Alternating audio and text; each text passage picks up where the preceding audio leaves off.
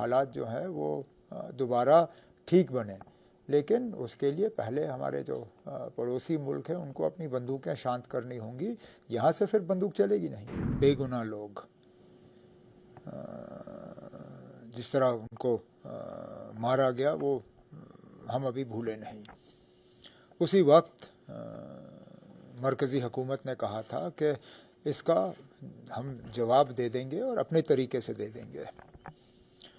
जवाब देने का तरीका यही था कि पाकिस्तान में कोई सिविलियन या कोई मिलिट्री जगह नहीं, सिर्फ वो जगह जो सब लोग जानते हैं वहाँ यही इदारे काम करते हैं जिन्होंने पिछले 30-35 साल जम्मू कश्मीर में तबाही और बर्बादी फैलाई है, उन्हें निशाना बनाया गया। उसके अलावा कुछ नहीं। लेकिन उसके बाद लगातार कुछ इलाकों में जो पार के तरफ से बमबारी की गई, उसमें तो सीधा सीधा हमारे सिविलियन जो हैं वो टारगेट हुए। शुरुआत वहाँ से हुई, शुरुआत यहाँ से नहीं हुई।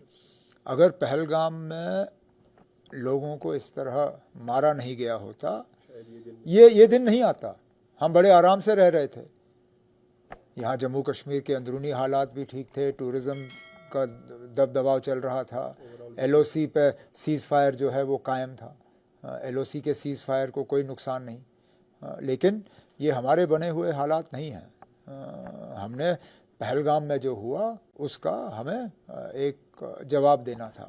लेकिन अब पाकिस्तान तक है कि वो इसको कितना उछालना चाहते हैं। हम में से कोई जंग नहीं चाहता। हम लोग जो खासकर जम्मू कश्मीर में रहते हैं, क्योंकि अक्सर बेशतर हमने देखा है, चाहे वो इससे पहले जो वार हुए हों या करगिल हुआ हो, वो कहीं ना कहीं जम्मू कश्मीर को ही हिट कर जाता है। हम तो चाहेंगे कि हालात जो है वो दोबारा ठीक बने, लेकिन उसके लिए पहले हमारे जो पड़ोसी मुल्क हैं उनको अपनी बंदूकें शांत करनी होंगी। यहाँ से फिर बंदूक चलेगी नहीं। क्योंकि यहाँ से सुनने में आता है यहाँ एक प्लेन भी पांपोर में भी क्रैश हुआ था इस साइड का। मैं अब ये जानकारी जो है आपको एयरफोर्स से लेनी होगी। मुझे नहीं लगता है कि हम में से किसी को इस पर कोई तबसरा करना चाहिए।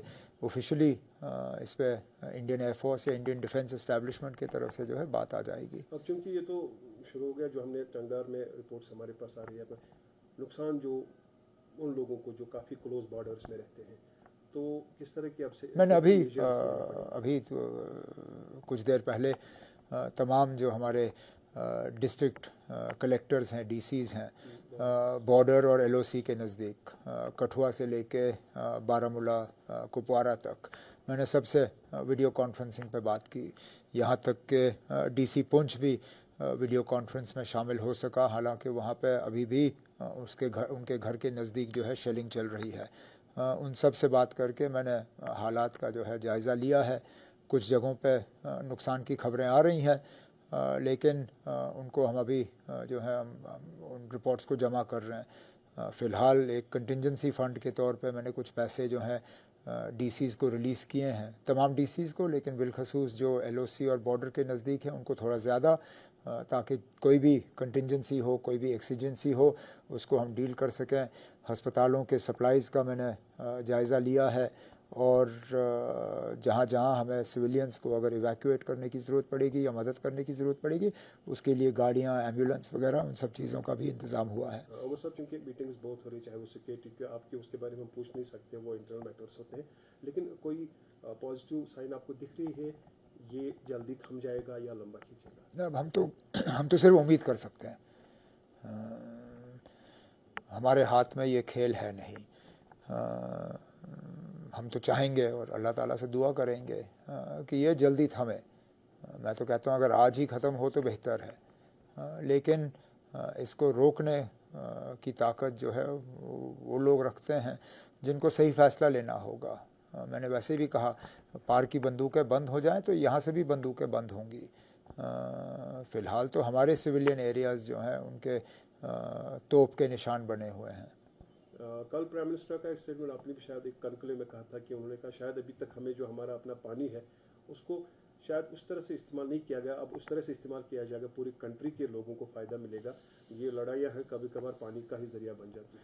अब मैं ये इंडस वाटर ट्रीटी के हवाले से आज के हालात को रखते हुए मैं ज़्यादा कुछ नहीं कहूँगा। इतना ज़रूर कहूँगा कि मैं वो हूँ जिसने बहुत पहले से ही इंडस वाटर ट्रीटी की मुखालफत की। मैंने शायद ही कोई मौका गंवाया है जिसमें मैंने ये ना कहा हो कि सबसे ज़्यादा इंडस वाटर ट्रीटी का नुकसान जम्मू कश्मीर को हुआ है। लेकिन ये शायद मौजू वक्त नहीं है कि हम उस पर ज़्यादा तबसरा करें। फ़िलहाल गवर्नमेंट ऑफ इंडिया ने उसको सस्पेंड किया हुआ, तो वो सस्पेंड है। अगर देखा जाए कि विजिबल एक चीज़ थी कि पाकिस्तान की उतनी कैपेबिलिटी शायद नहीं थी वो अगेंस्ट वार जाए इंडिया के साथ, लेकिन खदशात यही बोले जाते हैं कि चाइना का इसमें काफ़ी रोल है। अब मैं इस पर कुछ नहीं कह सकता हूँ। ये तो ministry of defence, ministry external affairs को इस पर बात करनी होगी कि कहाँ तक इसमें चीन का हाथ है या टर्की का हाथ है या किसी और मुल्क का हाथ है। मैं जम्मू कश्मीर का वज़ीर आला हूँ। मेरी ज़िम्मेदारी है कि जम्मू कश्मीर के अंदरूनी हालात जो हैं ठीक रहें, यहाँ की जो सिविलियन पॉपुलेशन जो है उनको कम से कम तकलीफ़ का सामना करना पड़े, हमारे हस्पताल जो हैं वो ठीक से काम करें।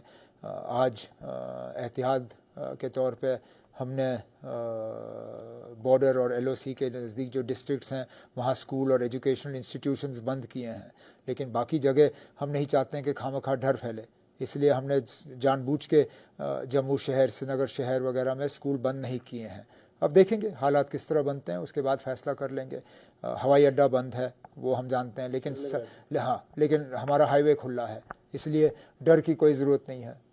लोगों को अचानक यहाँ से भागने की कोई ज़रूरत नहीं है। ये भी खबरें आ रही थी कि कुछ टूरिस्ट ये कह रहे हैं कि हवाई अड्डा बंद हो गया, हम कैसे भाग सकते हैं।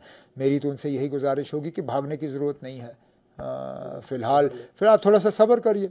मैं दफ्तर में बैठा हूँ, हमारे श्रीनगर शहर, जम्मू शहर की स्कूलें जो हैं वो खुले हैं, बाज़ार खुले हैं। यहाँ लोग अपने घरों में सहमे हुए बैठे नहीं हैं। फ़िलहाल डरने की ज़रूरत नहीं है। अगर खुदा न खास्ता हालात जो हैं वो इस तरह की करवट लें कि हमें उसके बारे में कुछ और सोचना होगा, तो मैं पहला वो शख्स हूँ जो उनको कहेगा कि शायद ये मौजू वक्त नहीं है उनका यहाँ रहने का, लेकिन वो नौबत नहीं आई है।